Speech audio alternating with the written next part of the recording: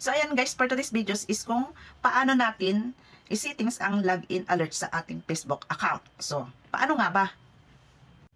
Paano nga ba natin i-settings ang login alert sa ating Facebook account? So, paano ba natin malaman kung saan ito sa settings? So, paano nga ba? Tara, panoorin mo ito. Ituturo ko sa iyo para magkaroon ka ng aral or paano hanapin or saan makita ang settings ng login alert sa ating Facebook account. So, ayan guys, punta na tayo ng Facebook natin.